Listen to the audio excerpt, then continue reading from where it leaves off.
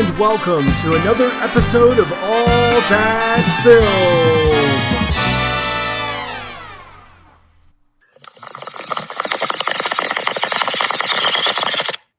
Hey, ladies and gentlemen, today we're hitting the bong.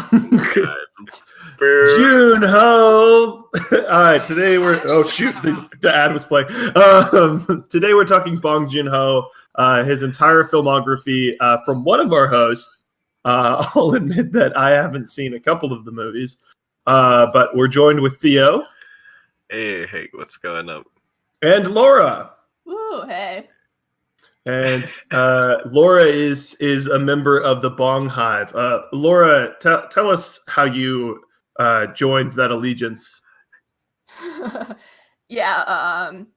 first saw Asha, which kind of introduced me to Bong's movies. And I've always been interested in Korean cinema. So I watched like Snowpiercer, and then obviously Parasite is a masterpiece, so I watched that a million times. And then I just went ahead and saw his other movies. So it's been a recent development, but I'm very excited by it. Recent Bong fan, but still very strong. Yes. All right, then I guess we'll just get into this in order of when they came out. Theo, you're going to have to do the heavy lifting here for okay. Barking Dogs Never Bite. No, totally. So that was actually the last one that I saw. I just finished it this morning. And it's very interesting because I think that it's like a lot of directorial debuts. It is more simplified, it's more pared down than his later works. You can definitely tell that he's got a pretty small budget, which apparently even Memories of Murder had quite a small budget compared to his later works, which just makes me really impressed with how like grand that one feels. But Barking Dogs is essentially it's interesting. Don't watch if you are if you don't like violence against dogs. Is how I would say, because the premise is essentially it's kind of focused on two main characters. One is a college professor who's out of work, and he's very irritated by the sound of barking dogs in his apartment building. And so he kidnaps them and throws them off the rooftop. Whoa, what?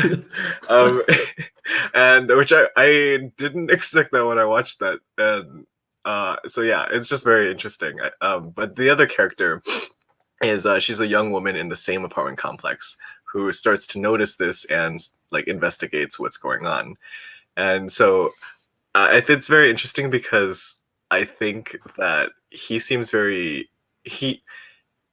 it seems kind of related to Memories of Murder, Mother, even Parasite. So I'd go to say that his Korean works seem to have some sort of mystery theme to them, or some sort of crime, mystery, investigative element as the through line. And it's just cool that you can see that as early as Barking Dogs. And I like this actually more than I thought I would. I think I place this kind of mid-tier, actually. I really like this one. For Bong Joon Ho. Yeah, for Bong Joon Ho, yeah. Really? Gotcha. What do you think from this project, out of all his projects he has, which would be the most that was influenced by Barking Dogs? Oh, interesting. I don't want to explain this too much because I think it would give away the what happens in Barking Dogs and what happens in the other movie if you haven't. But I'd say this reminds me a lot of Mother, actually. Oh, okay. Gotcha.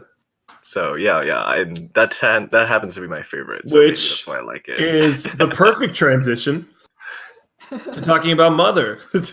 Cool. Oh wait, hold up. Actually, no. Do you want to go in chronological order? Yeah, we were going in chronological order. Sorry, I have it by popularity. Oh no worries at all. Let me switch that. But yeah, it is. I think people who like his more Korean works would really actually enjoy Barking Dogs. That was my final little note on that one. Gotcha. Awesome. So now we're going to be talking about one. Laura, have you seen Memories of Murder? Yeah, I've seen Mother. Or wait, are we on Memories of Murder? Yeah. Yeah, I've seen that one. Okay, cool. So I guess I'll let Laura go first. What do you think of Memories of Murder? It was really good. I mean, I definitely saw the David Fincher influences in that. it reminded me a lot of Zodiac, but like Korean, which is really interesting. But like Theo said earlier, it does have the elements of like mystery and crime that is apparent in a lot of his work. So I think it was really good. Yeah, one thing that I always throw out, because I don't know, I know this is a minor thing and like I shouldn't get too peeved about it, but I'll start off with I love Memories of Murder. I think it's a very haunting experience. I didn't get that same vibe with Zodiac, so I actually get a little peeved when I know this isn't what Laura's saying, but some people are like, oh yeah. Memories of Murder is just a Zodiac clone, and it's like, bro, which came out first? You know, like because Memories of Murder came out in 2003, Zodiac came out in 2006, and you're gonna sit here and tell me, oh, Bong Joon Ho copied David Fincher 3 years earlier? Nah. And the thing to me is, I think Bong Joon Ho like tackles tension in the relationships between the two detectives so much better. Like, I don't know. I was just, there's so many like iconic scenes in here.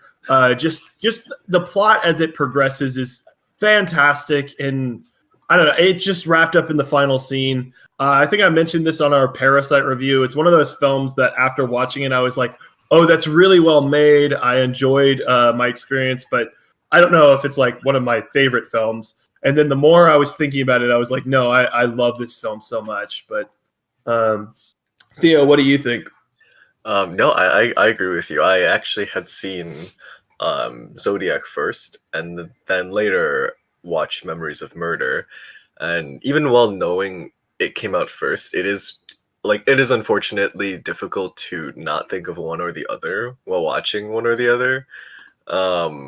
But I would say over time, I actually do enjoy Zodiac. I really wasn't sure what to make of it at first, and I had a very similar experience with Memories of Murder, which it seems like you did as well, where I was just like, huh, okay, interesting.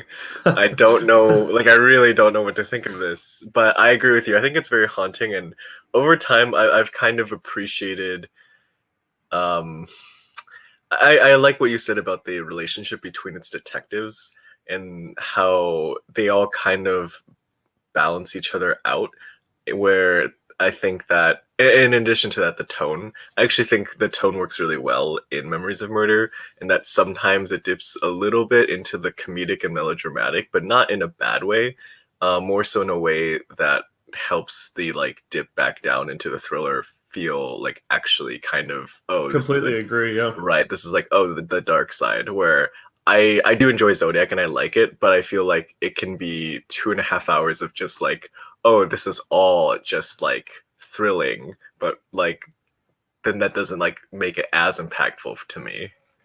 Yeah. Also, most importantly, too, Bong Joon Ho's first use of Song Ken Ho in one of his cool. films. Yeah. Yeah. Which, also, I wanted to go back earlier because the dynamic between the detectives. I know Zodiac came out after, but it reminded me a lot of Seven, which came out before this movie, and you know the two detectives. You know, one of them's like kind of like a hot shot, and the other one's like more methodical. So I think that was also kind of, you can see the influence in that movie. I think he's just a fan of David Fincher. That makes a lot of sense, actually. Bong Joon Ho he's like Jordan Peele. When they ask him like, oh hey, what movies do you enjoy? Like he'll name movies that like are out now, like not necessarily competing because he probably doesn't care that much, but he talks about like, oh yeah, the best movie this year is Uncut Gems. Cool. And I appreciate when directors can do that, and they're not like, my works are the only works. That's awesome. Yeah, I can definitely see that, because I think it is almost weird to say like, oh, Bong Joon Ho can feel like a David Fincher of Korea, but which I don't necessarily agree with totally. But it is hard because now that you've mentioned it, I think they both do just like a phenomenal job in that.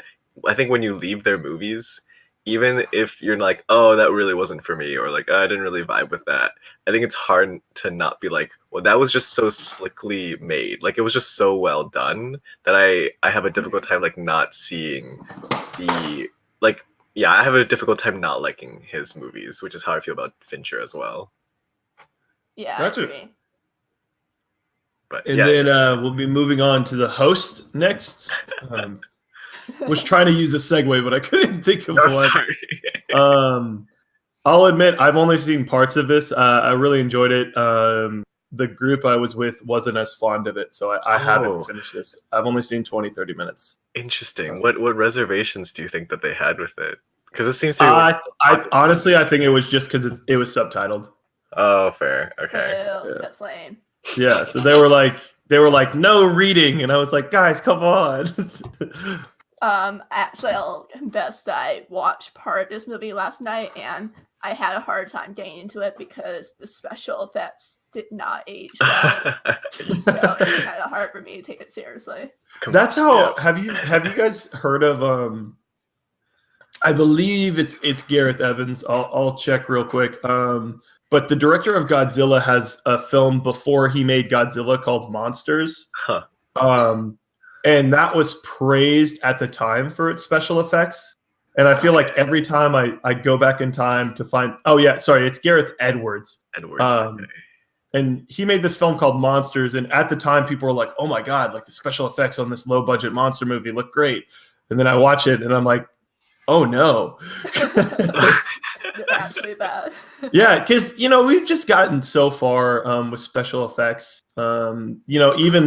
Even in Bong Joon Ho's later films, like Okja, it's really like so much further the technology that you can see it when they don't have like a mainstream budget, but that main animal character still looks great. But I just curious, Laura, while you were watching it, was it enough to detract you from the film?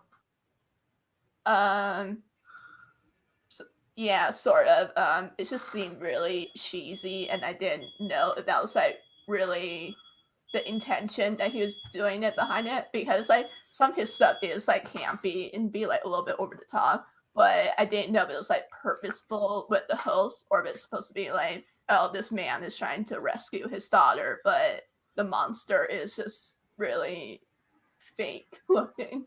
So. Gotcha. Well, Theo, you're the only one that's seen this all the way through. So, okay. Well, so it's funny because I actually completely agree with both of you. I'd heard going in that the effects look a little bit dated, and I was like, oh, it'll be fine, like whatever. And then I put it on, and I was so entranced by the beginning scenes. Like, I really, really love how they frame this whole, which is I think the first time Bong Joon Ho really kind of delves into like international relations. About like how in this what I presume to be like an American military base or something, like the American commanding person, a scientist person, is like ordering the assistant to like, oh, just pour the formaldehyde down the drain or just do it, which is not spoiled. It's like the first scene that happens, so it's cool.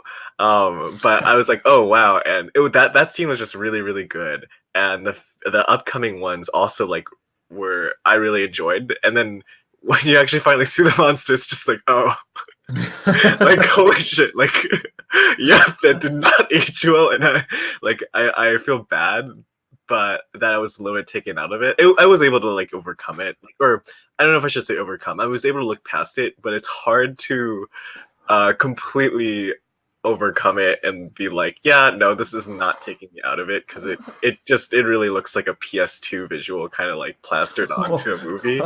But what those can be enjoyable. What I will say is I just think he does kind of parallel like plots really, really well, which is like what I see in Barking Dogs, what I kind of see in Memories, and then you see in The Host and Mother, etc.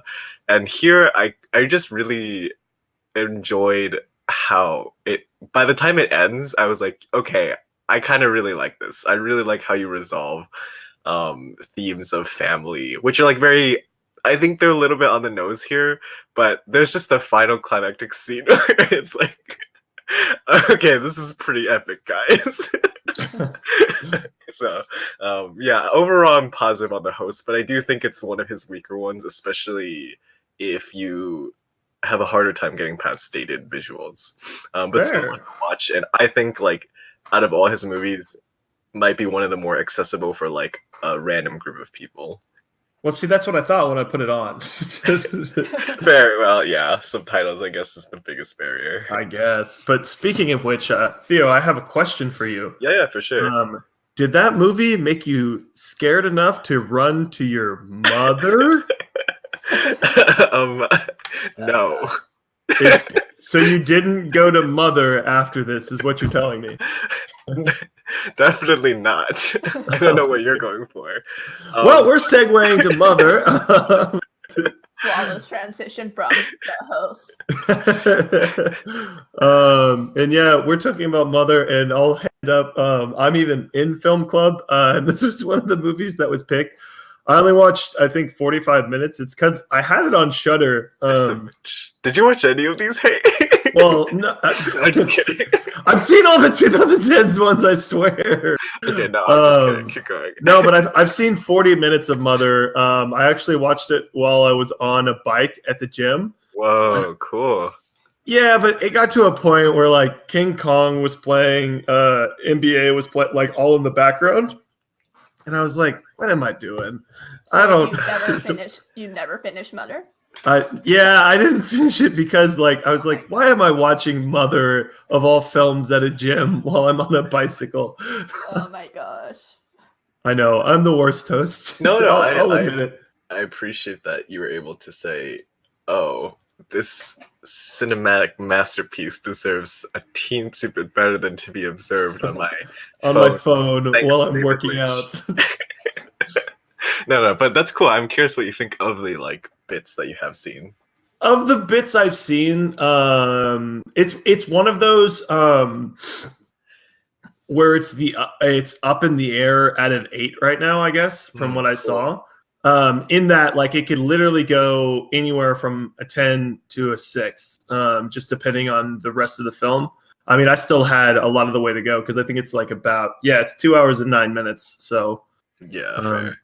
But I know a lot of people love this film. It's the highest rated in Film Club. So, cool. Okay. What do you think, Theo? I was just gonna say, so personally for me, I really love both this and Parasite are completely like really, really, really high up for me. I think I have them both like within my 50 favorites. Just like I really love them so much. I think overall Parasite is better for various reasons, but I do for some reason favor Mother, like just barely. It's so hard to compare them, and it feels like comparing two masterpieces. But Mother, if I had to say, would like barely edge it out. And I think I really, really love I think it's a beautiful movie, first of all. Like I Memories of Murder is gorgeous, like absolutely, absolutely gorgeous.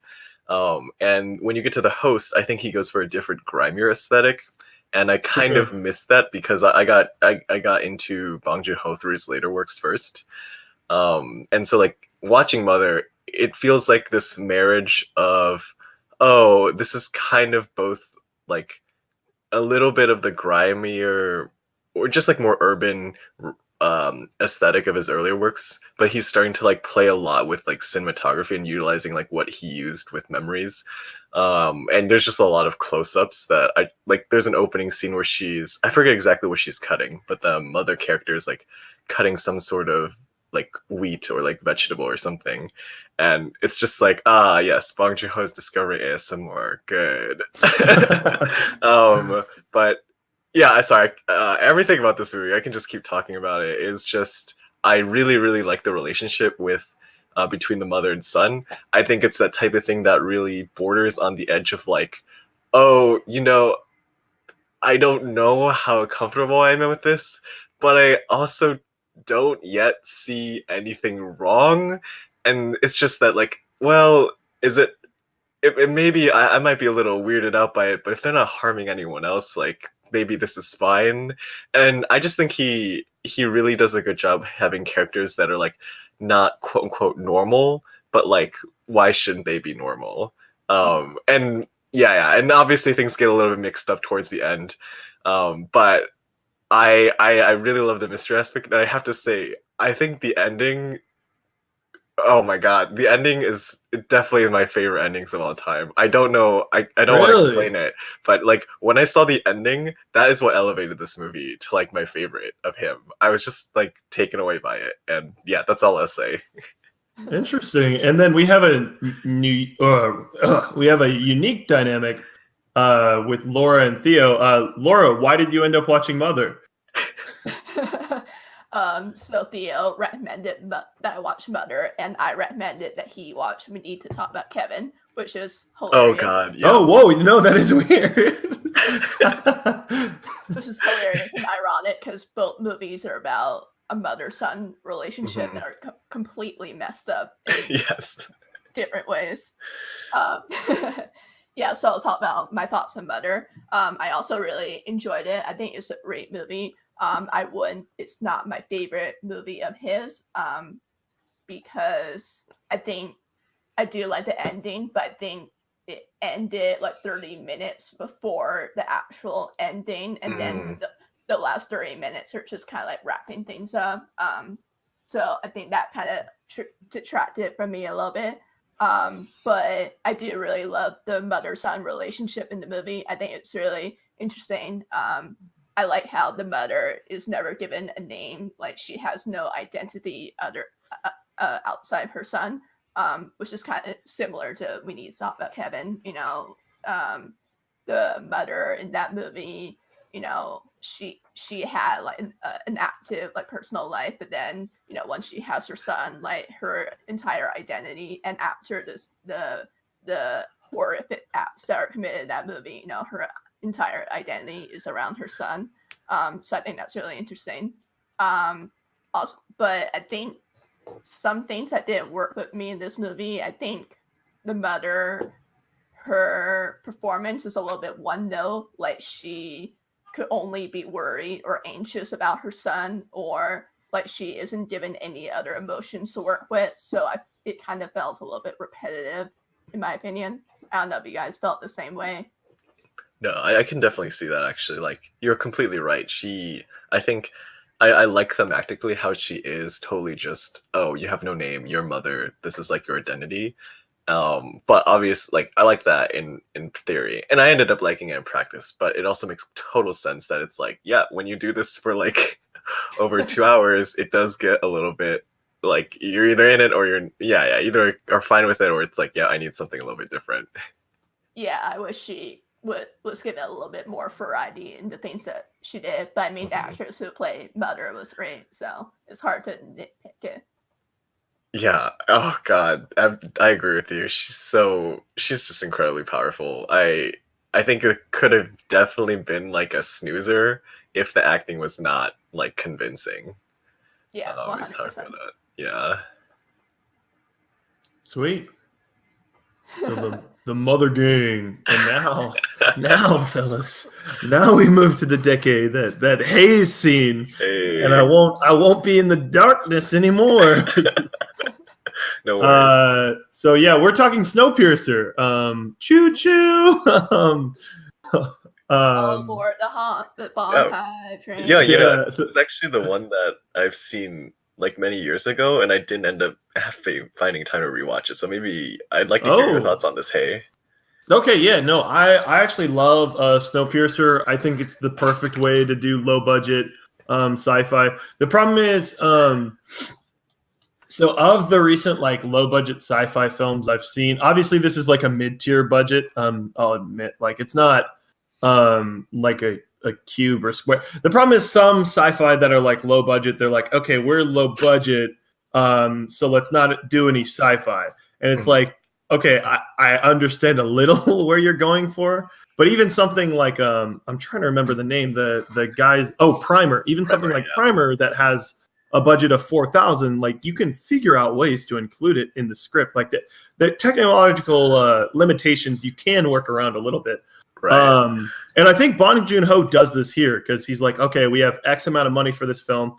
Obviously, probably, like I mentioned, probably a little bit higher budget, but still, he's like, okay, well, let's keep it in a compact train. So you come up with that story, and then I think he makes the best version of this.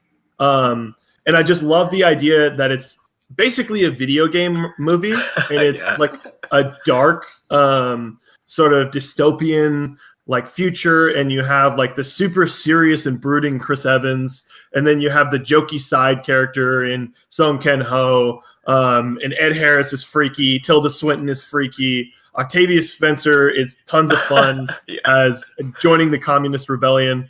But yeah, no, overall, I just think this movie's a blast. And I actually would disagree with you when you're saying The Host is the most accessible. I think this one's the most accessible. Okay, totally. Yeah. Mostly because A, no subtitles, which I know detracts some people, unfortunately. But B, it has Chris Evans. That's a good point. Also, it's Yeah. like his first like foray into the English-speaking audiences. So yeah, For Chris sure. Evans, And Tilda Swinton, etc. I'm trying to remember if this was met with some box office success, because we're gonna get to it in a little bit. But So- Parasite did really well.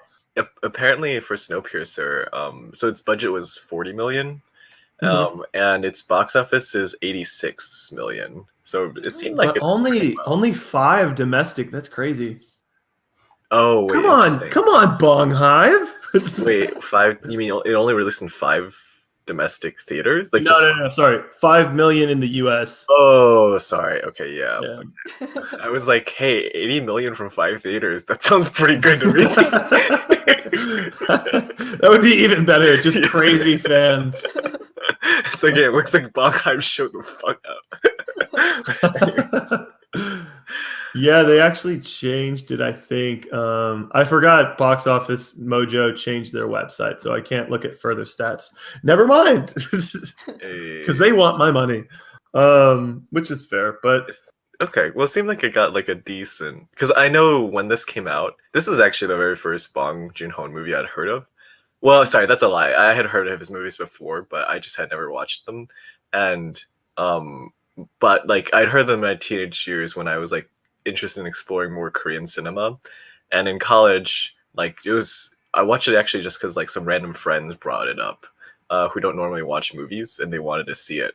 So like it seemed, I wasn't aware of it, but it seemed like it must have had some like reach in the US. If like, yeah, my friends brought it up and was like, oh cool, like this is the guy who did Memories of Murder. I had no idea. This is like a Chris Evans trained sci-fi movie, you know? yeah, But it is interesting. I agree. It seems like it is like it is very interesting. That's his first foray into like a more international movie, and I'm curious if you guys have any insights to like why this like happened. Well, I think he and Park Chan-wook have a lot in common. Like they're both, Korea's like most well-known directors, but they're also, they made successful transitions into like American audiences as well.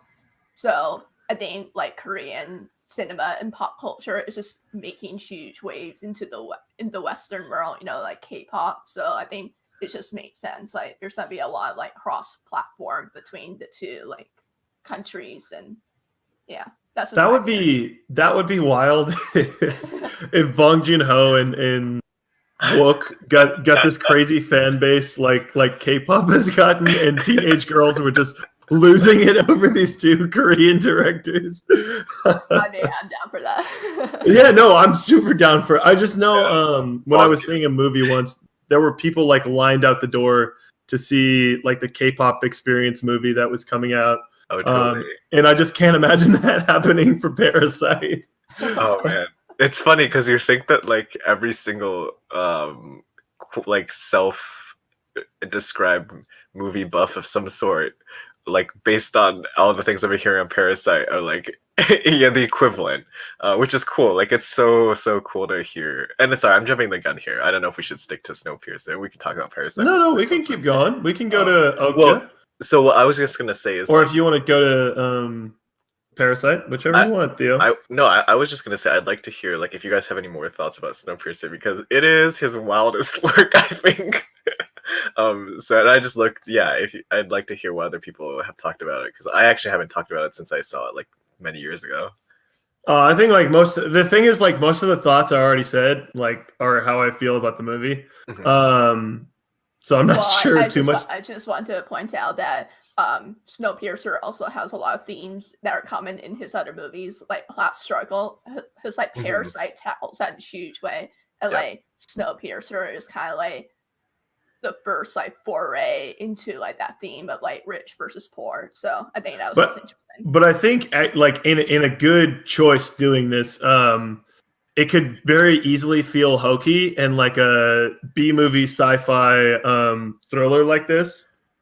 But because it has almost like a video game aspect to it, it's actually like decently written for like the cheesy movie that is. And one thing I love, he actually said this in an interview if we're referencing Parasite.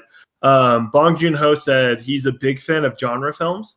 He loves to make his films genre films. However, he doesn't like to restrict himself by like the norms that we sort of brought up when we make genre films, if that makes sense. Yeah, that makes a lot of sense because I remember when I Snowpiercer to me it really does feel like a mash of so many different genres, and it shouldn't work. Like it should absolutely fall apart at the seams because it's just trying to fit so many different things into one. And like literally that comes up when you go from train compartment to train compartment, where it feels like, yep, this is a different movie now. Like this is a different environment, and it's just like what's going on? The chaotic energy is just so high right now. But he like maintains that really well. Like I think where a lot of chaotic movies can fall apart is there's peaks, but then there's like large downtime between them, and you're just kind of like, yeah, like let's just go back to the fun chaotic part.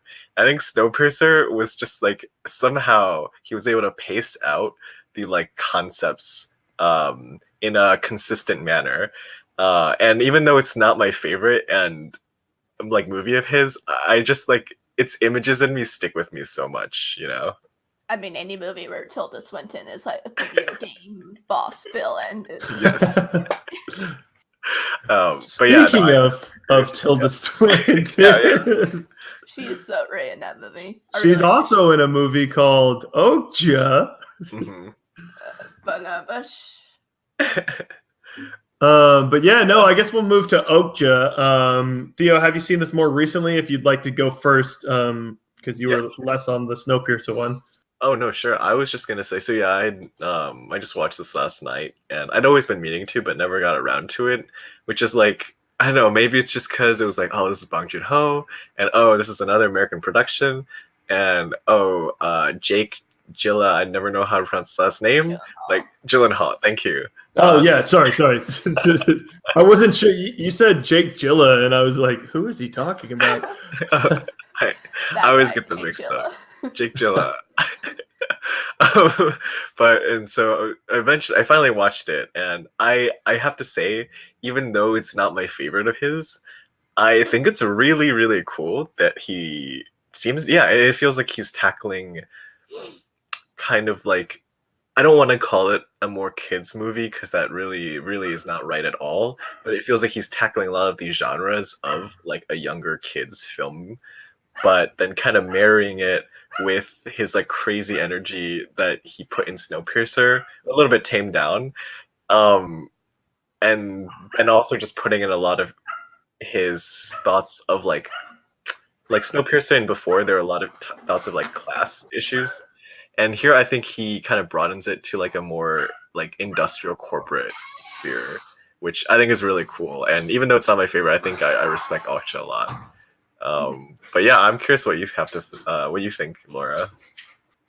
So admittedly, this is like the first Bong Joon Ho movie that I've seen, and I watched it when it first came out, so it's been a while. I remember I didn't really enjoy it that much. I think it was just a little bit too long, and like you said, it's sort of more like a kids movie. I mean, not really a kids movie, but sort of for them. So yeah, I don't really remember it that well, so I don't really have much to say about it. Okay, no, totally. Hey, if you are here. I am Okay, here. cool, Sorry, cool. I was No, letting my totally. dogs in. Don't worry, I'll be able to mute it when Theo's talking. No, you're all good. No, but I really enjoy Okja. And I'm about to get to the revelation I had during Parasite, and I actually mentioned it on our review. So it'll be Okay. sort of repeating. But it's interesting. Laura brings up people like Fincher. I'm trying to think of other people that come to mind when they think of like what are similar in Bong Joon Ho's like sensibilities. I know people in The Host. Is The Host like a little bit comedy or no? I will. It's so hard to say because that's the thing. Is like all his movies are definitely comedic, but I think that I would say The Host. If you looked at it independently, you could say that, but I think of his movies, I would say you're Laura. I agree with Laura. It's like less comedic than like perhaps Okja. Mhm. Okay, gotcha. I was just asking because I know some people are like, oh, it's similar to Sam Raimi, or oh, like, and a lot of people like throw out directors, and I think in doing so, like he has very different genres that he tackles for all his films, and I think this one like immediately sticks out to me as being directly related to Hayao Miyazaki and the works of Studio Ghibli. And if you found me in 2017, I would not be saying to myself, oh yeah, that can be replicated in live action, because I just think it's different sensibilities typically. I don't think that usually messes well on a live screen presentation, and I think Bong Joon Ho just expertly puts that vibe together here. Right. The animal doesn't look great as compared to animation, but for CGI, it looks pretty awesome. Yeah. Tilda Swinton and Jake Gyllenhaal are the perfect like anime villains. Yeah. And Stephen Yoon is the perfect person to play. Well, Stephen Yoon and Paul Dano are the perfect people to play like the good guy, bad guys in anime. It's very tropey in this way, and it's tropes that I love. So I didn't have a problem with it at all. And I just walked away from this movie. I mean, I probably gave it, out of all the films that I've seen of his, I may have given it the lowest score. But it's very similar. I know this has no similarity thematically or plot wise, but it's very similar to me in Jojo Rabbit, where it's like, oh, I watched this and I see Bong Joon Ho challenging himself, and I appreciate it more for that, because it's like where he goes from here. So Okja is going to be sort of shaping his career more because he's able to dabble in so many other things, and I think that's evident when he goes back and makes Parasite and has like a new tool in his tool belt with all of his movies. Okay, totally. Yeah. Sorry, keep going if you had more thoughts. Oh, no. Go for it, man. I was just going to say, that's the thing is like, I'm so conflicted on this because I think I may end up, I haven't yet reviewed this because I watched last night. But I may end up making this the lowest, but that's not like even a, I wouldn't, I It's don't not think a that's bad thing when we're talking Bong Joon Ho. Right. Because like, though I had problems with some of the like diet. Well, I shouldn't say problems, but like I think the cheesy hokiness works really well for Snowpiercer for me, and is a little bit a little bit not as well here. I still really like. I just love Paul Dano, and I love Stephen Yoon, and I think like with what they're given, I think they're amazing here. I really like them so much. For sure. Right. And yeah, I think that like this is a movie that I think does a really good job of taking those like those younger, like you're right, like kind of Ghibli-esque ideas and kind of like just like ideas, aesthetics, etc. But then definitely not afraid of making it darker, which I felt when they got into the like industrial part of the movie. Oh, for sure, yeah. It's kind of rough. Yeah, which is like, oh, okay, cool. Like, again, a movie that's really hard to classify. Sick, good job, Bong. But yeah, so I guess using that point, I'll talk about the revelation I had a little bit. So basically, after a lot of these films, I think people can draw from, oh, it's similar to this film. Oh, it's similar to this film. And I think that's completely fair. However, because I even reference like Hitchcock in a lot of his movies, and I mean that like as a high compliment because he just is like a master of storytelling, and I think that's even a little bit clear in Parasite. However, I think it was halfway through Parasite, I was just sitting there, and when I was talking to Theo, I forget we were talking about genres or something like that during our review. And I just sat there being like, no, this isn't a genre film. This is a Bong Joon Ho film. And all of his films like are his. He's gotten to the point where he's an auteur. Like he's earned this status of it's the Bong Joon Ho genre. And all these films are like so interesting. And just to bring it all together for Parasite is such a wonderful job. I mean, everybody is loving this movie. And I feel like if he hadn't had something as big as Parasite, I know he's obviously big in South Korea, and he's decently big here in the film community. However, there's people asking me about Parasite that don't know who Bong Joon Ho is, and I think that really speaks to like his popularity with this project. I know it hasn't made the most money U.S. wise. It might be the most for his record. I think it's his most profitable movie. I think. I know it's his most profitable, but I'm trying to think if something made more in the. I guess nothing else would have made more in the. Yeah, it only has 10 million in the U.S., but 95 international is awesome.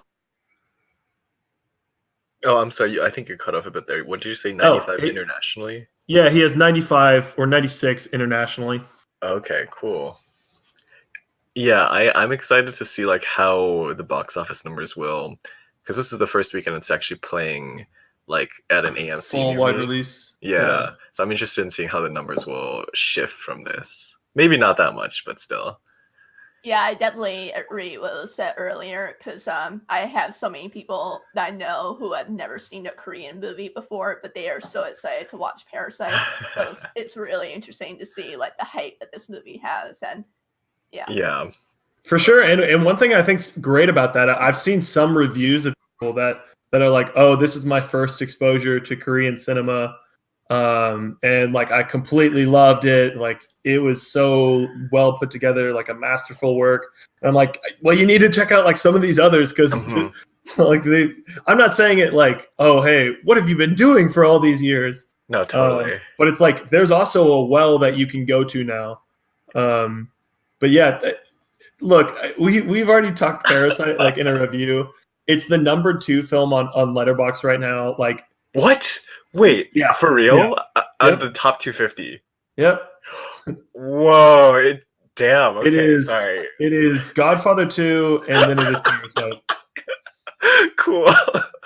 Which is wild because number 3 is Godfather. Oh my god. Oh no, sorry. The Godfather's 1. Godfather 2 is 3. Okay. Oh my gosh. Okay. They switched from IMDb, which right now, yeah, it's a difference of because Godfather's at 4.55 and Parasite's at 4.5. Oh my god, they're really close. I need to rewatch this because Parasite might be number 1. Well, because I don't think. Oh man, I need to rewatch this because I was giving it a more conservative score just to like. I'm trying to like do that, but it's just funny because every time I think about this movie, every time I talk about this movie, I'm just like, wait, that was really fucking good. Or excuse me, I should stop swearing on this podcast. That was really good. Wait, that was incredible. Wait, I don't know why I have it at the score. You know, maybe I like this more than Mother. Actually, sorry, keep going, Laura.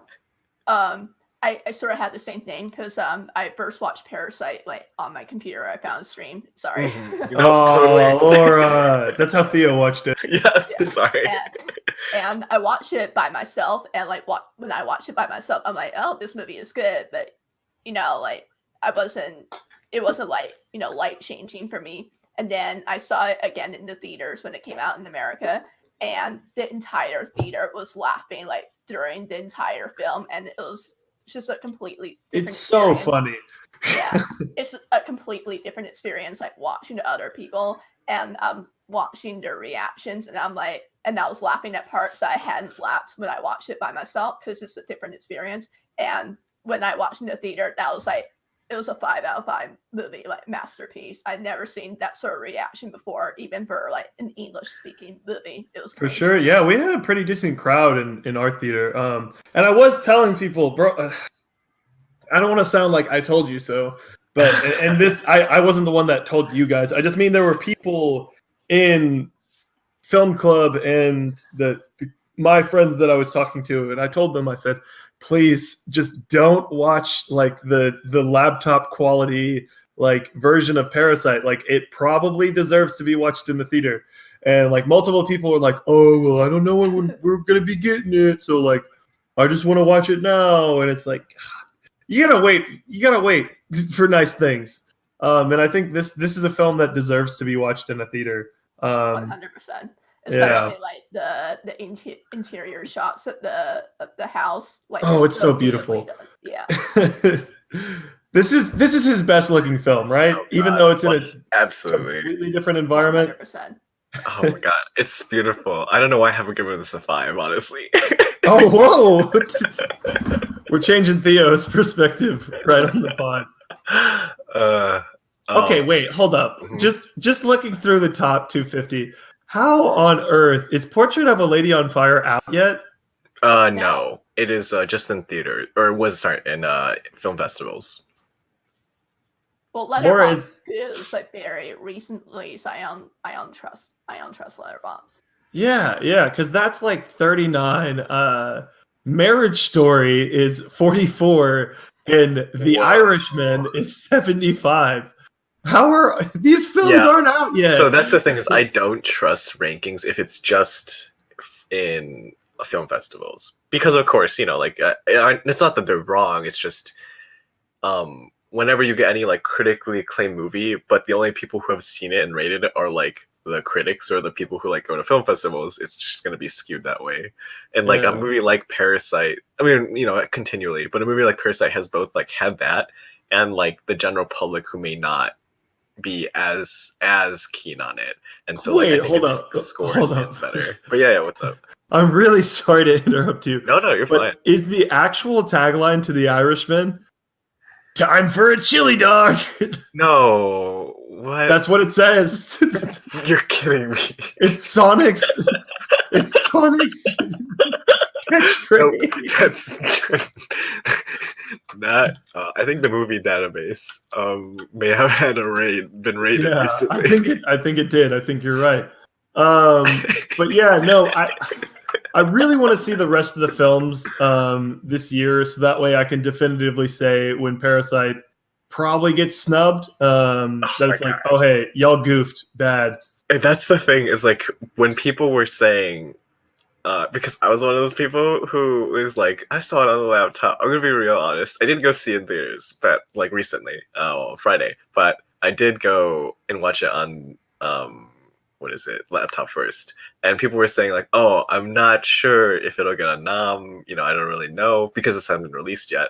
And I was just like, okay, I know that makes total sense because it's a foreign Korean movie, and like, the Oscars are not always the best at picking these things, but I'm telling you, like, God, if this does not get nominated at all, like, I would swear off the Oscars for the rest of my life, because that's and it was cool to be when it did become more accessible. People were like, oh yeah, no, if this doesn't get nominated, like, the Oscars doing something wrong. That's how I feel about this movie. What all do you guys think it will be nominated for? Oh. Wait, well, I don't know. I think cinematography could definitely get a nom.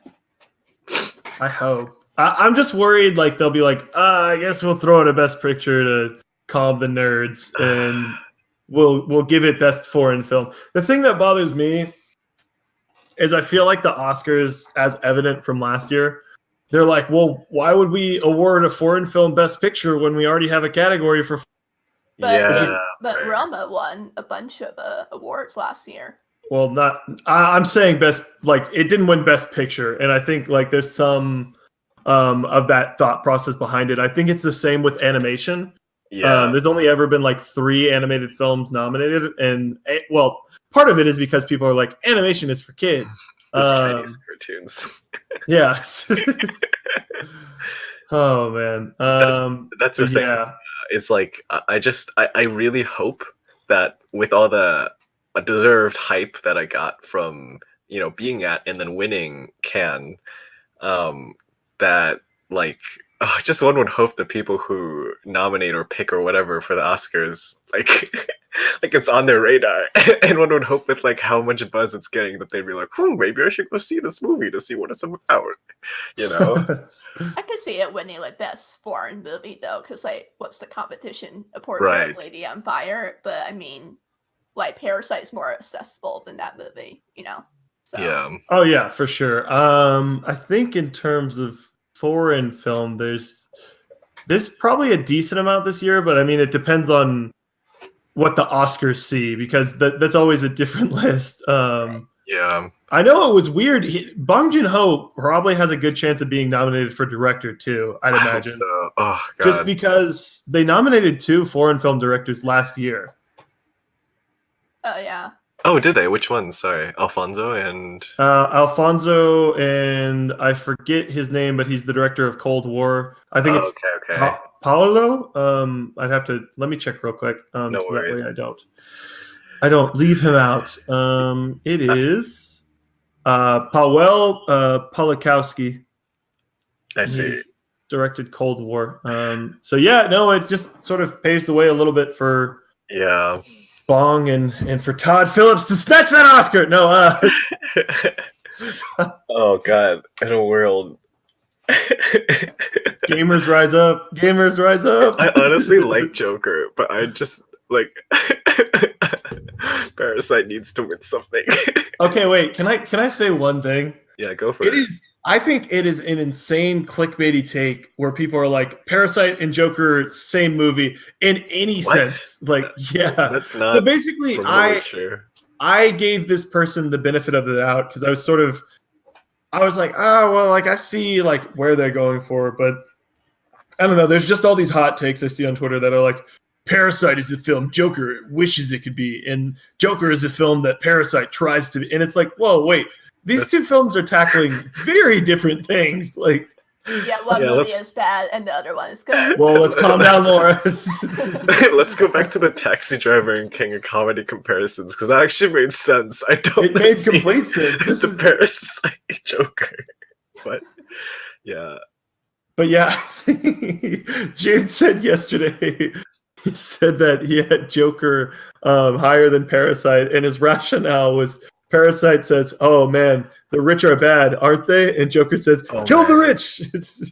Oh man, yeah, I saw that. Was really funny, and like, you know what? Like, okay, like that's you know what? That's a take that I don't hate on sight, but it's just like, damn, I'm sad. Hey, Pain and Glory is probably gonna get nominated for best foreign film. I'm gonna watch on Tuesday or Monday. I'm so excited for that. I'm saying it sometime. It finally came to our AMC next to me. I'm trying to see if there's any other foreign films that I know of. I'm not gonna lie. I thought Hidden. Okay, so here's my question: Is a foreign film just a foreign language film, or does it also have to be from a foreign country? I don't know. It has to be a foreign language film and also a foreign country, because a Nigerian, I think it was a Nigerian movie, but they got disqualified from being eligible for the Oscars because their movie was primarily in English, even though it was like shot in not in America. Yeah, because I saw that article for the film Lionheart, and I was like, wait, so like. I was just very confused at the methodology of what is considered foreign, and it has to be foreign language. And I was like, well, what about films that have like 50 languages in them, or even just 3? Like, I don't know. I just think it's so weird that they're like, oh, hey, we're going to kick this film out because they're speaking their native language of English in Nigeria. It's like, well, what's going on? Why'd you do that? The Oscars is such a show. Remember when they want to add like most like popular movie or whatever it was, some ridiculous thing. Yeah, that went over well. Yeah. I can't believe Black Panther won that award. Yeah, I was gonna say, like, it's not a horrible idea. It's just like, oh, I know exactly what's gonna win every year. You know. Yeah, every Marvel or Disney movie. Right. Which, hey, anyways, I'm not. I think Justice League had a shot for it. But yeah, no, it's just funny because every time I'm just so like glad. I'm so happy that Parasite and by virtue of that, Bong Joon Ho is getting more attention. Um, just yeah, just because like when I think like maybe a little under 10 years ago, I was like starting to like watch movies and I was like, oh hey, I like Inglourious Bastards, I like Fight Club, I like Drive, like oh I know all about film. Okay. Still like those movies, but you know, a little bit tempered. But I stumbled upon Park Chan Wook because people were just like, oh, old boy, old boy, old boy, and I was like, okay, like cool, like it seems to be about a dude who beats people up, seems up my alley.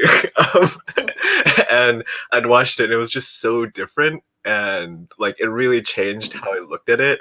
And like since then I've been like, damn, okay, gotta pay attention to South Korea, they're doing amazing stuff. And like it's a very similar to feeling to like how um also as a teenager I had like found this song on SoundCloud, and I was like, oh, what is this band, Chiverches, what the heck? I guess they have a cool song, The Mother We Share. Like, oh, that's all they have. Okay, well, I like the song a lot. Like, cool, whatever, gonna forget about them. And then later in college, like they'd blown up and I was like, whoa, this is crazy. Like I'd known them like, you know, since they were just one song on SoundCloud and now they have a full album. What? And of course it's a little bit different because like these are established directors, but it is just so nice. And like, I just feel so happy to see like people are like, oh, Park Chan Wook, oh, Bong Joon Ho. And I really should know this guy's name, but the guy who did Burning, it's just like, it's such a cool feeling. Chang Dong. Yes. And I'm just like, yeah, it just is a great feeling. And even though I was a little conservative with my rating for Parasite, it's just so nice to see it. So like even when it was number 7, I was like, wait, it's number 7 on Letterboxd Top 250. And when you said it was 2, I'm just like, okay, I don't know if it should be 2, but I'm so proud of my baby right now. Going off of that, I want to ask you guys, like, why do you think that in recent years, like, Korean movies are getting like more like recognition? You know, like, what is it about them that, you know, we can relate to, and like, you know, why do you guys think that's the case? Yeah, I'm curious what you think, Hey. Yeah, so I think part of that is just different sensibilities. Because I've said before, part of the good part about having everybody, and I mean literally underline everybody, make films, because a couple people are like, oh, well, if we provide more exposure to a bunch of films, then maybe it'll take away from the, and it's like, no, more films is always good. Like that's just a fact. And having more like storytellers, because like there's gonna be these people that are like, but if you stop making the white guys be directors, then they'll stop. The white guys will never have and it's like, no one's taking away your Chad Bro like comedies away. Like those will always still exist. And like it's just so fascinating this decade. I'm writing some kind of piece on it at some point, but just seeing all these different voices be able to direct different films. And it really is such an enjoyable way to see, oh, hey, here are my sensibilities. And you can see like, here's sort of how this person grew up. This is how like they were shaped. This is how their life thematically like was influenced. And you can see that in people's works. And I think that's part of what's going on here with South Korean films is they handle things in a very different way. I don't think they're pinned to just a genre. Yeah. So that way, when people see them, especially if they're not big in like to the indie scene, you know, you see something like Old Boy, and if you've never seen anything like that, it shatters like any perception you have. So tons of people go into Old Boy like, whoa, that was insane. Like, how have I never seen a movie like this? I watched Sympathy for Mr. Vengeance first, so that's my little baby. But I get like it's the way they balance like comedy and drama like so effortlessly. It's the way South Korean movies can have tension really well without necessarily like they don't do anything horrific in their tension. It's more of like an atmosphere that early Hitchcock and earlier films of the 50s had.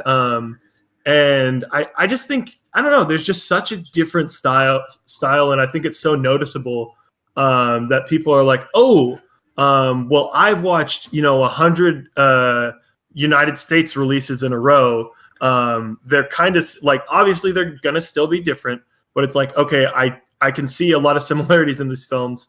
And then you watch something like Parasite and it's wildly different. Parasite or Burning or even The Handmaiden, like they're wildly different than the films we're releasing in the United States. But Theo, go for it. No, I was just gonna say, I think that's excellent. I completely agree with everything you said. And just off your last point, this is the first year that I kind of was like in a mental state to be like, oh, I want to watch more movies, and I'm at a time when I can. Let's like do this A-list thing. And I just started like watching a whole bunch of 2019 releases. To the point where I was like, oh, this week, okay, I've already seen like everything that's playing. Let's go watch this Let's go watch Last Christmas. Yeah, just like movies that have like less than like 100 people on Letterboxd who've seen them, like AMC extra movies, and it's just like, oh god, like it's not bad. I'm glad I did it, but you're totally right. You start to see like I start to go into like, okay, I'm gonna go watch Annabelle Homecoming, and I know exactly what it's gonna be like, and it's fine, not bad, but without knowing it, I got into this loop of like, I know exactly what it's going to be. I kind of like already have my thoughts written out in my head. Again, bad. Don't do that. Yep. And I'm just like, okay, yep, that was a fine experience. I knew what I was getting myself into. And that's literally my same experience watching Happy Death Day 2. Like I was like, I'm going to enjoy certain parts of this film. It's not going to wow me, and that's okay. It's going to be a fun experience. Right. What Hay said earlier was really good because I think what you said, like Korean movies are willing to take risks and like do things that like you wouldn't necessarily see in like American movies, for example. It's like nowadays, I think studios in Hollywood are playing a lot safer. Like they want like big blockbuster movies or like movies based off of IP that was already made like that in the 90s. Where it's just like remaking movies, but like Korean movies don't really have the same like restrictions. So, can't wait to get the Parasite expanded universe. Oh my god, no. The PCU. But continue, Theo. I was just saying, like totally agree with all of you guys are saying. Like, as a good friend of ours says, well, at least so when I watched Parasite and I was like already in that loop of like, yep, like it's through August. I've been like 7 to 8 months of like, seeing like nothing but like theater releases, and seeing something like Parasite. It's just, as a good friend of ours says, cinema is alive. But like truly, I was just like, wait, no, like, why have I been doing all this before? Like, I should have just spent my time watching these movies like Parasite instead. Like, what? And again, similar with The Farewell, where it's just like, wait, hold up. I do have a bone to pick with that. Okay. Because I think, so I don't know if you've ever looked at like through my Letterboxd diary. I watch a lot of bad movies. Okay, like, that's true. Yeah. And the only thing I was going to say is when I first got to college, it was, okay, how many movies can I watch that are like highly rated from everybody? I'll watch Taxi Driver. I'll watch like Godfather. I'll watch Apocalypse Now. Like all these movies. And I was like, yeah, no, when you watch like too many good movies in a row, like some of them are going to be sour. Just like, yeah, that's fair. So I like watching, something like Apocalypse Now and then watching The Room or Birdemic or Food Fight. Because that reminds me, it's like, oh, hey, wait, here's why some of these films are like amazing and here's why some of these are bad. Yeah, that's a good approach, actually, and I should do that more often. I think I definitely go through like phases where I really want to watch like something of a certain kind. And then I just get a little burned out, which is a personal problem, obviously. But I think that's the point. Burning out. No, burning. Ouch. Awesome masterpiece. Yeah. Do you guys have any thoughts just to wrap it up, or anything like that? I think we're nearing a close. Just go see Watch this Parasite. if you haven't. If for some reason you're like, whoa, Bong Joon Ho, Yes. Never heard of any of his works. Gonna click on this YouTube video all about Bong Joon Ho. And you haven't seen Parasite? Go watch it now. Watch it in theaters if Yes. you have to. Yeah. All right, that's our episode for the week. If you guys want to follow us, so at All That Film Pod on Twitter. If you guys want to see our website with all our picks for the Decade in Review tourney we're going to do at the start of 2020, you can do so at allthatfilmpodcast.wordpress.com. If you guys want to join our Discord, just feel free to reach out to me on Letterboxd. I am at 50 Shades of Hay. Theo, where can we find you on Letterboxd? Oh God. Reibu. Reibu. No story behind that. I just made it when I was a kid. Well, I'm trying to think of what the most recent review I have that Theo would have commented on. It might be Parasite. No, don't worry about that. And yeah, if you go on my Parasite review, you can see Theo's profile in that review. For whatever reason. But yeah, sorry. Yeah, Laura. and then Laura, where can we find you on Letterboxd? You can find me at Laura Perrott. Perrott is spelled like the movie Borat. It's a P. Cool. Sweet. Then that's our episode. And real quick, just a quick little outro. Yeah, man. We hit the bar. Thanks, Seth Rogen.